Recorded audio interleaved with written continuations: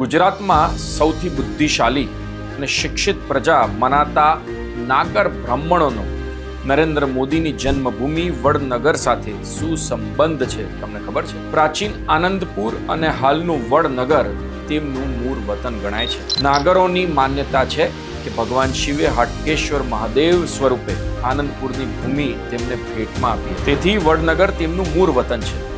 નાગરો મૂળ દક્ષિણ યુરોપના હોવાનું મનાય છે અને ભારતમાં નાગરો દક્ષિણ યુરોપ કે ઉત્તર એશિયામાંથી આવીને દેશના વિવિધ પ્રદેશોમાં સ્થાયી થયા એવી માન્યતા છે. નાગરો ગુજરાતના રાજ્યમાં 3જી સદીમાં આવી વસ્યાના પુરાવા છે. પોતાની બુદ્ધિમત્તા અને જ્ઞાનના કારણે નાગર બ્રાહ્મણો માત્ર પૂજા પાઠ કરતા મર્યાદિત ન રહ્યા, પણ રાજ દરબારમાં સલાહકાર, વહીવટદાર અને મંત્રી જેવા ઉચ્ચ હોદ્દા ઉપર બી રહ્યા. ઉત્તર પ્રદેશમાં તો નાગર મુસલમાનો બી છે.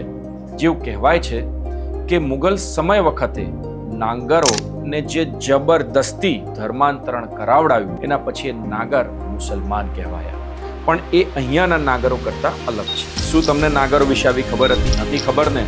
તો આપણી ચેનલ રૂટ્સ ઓફ ગુજરાતને ફોલો કરો અને આ વાર્તા બધા સુધી પહોંચાડો.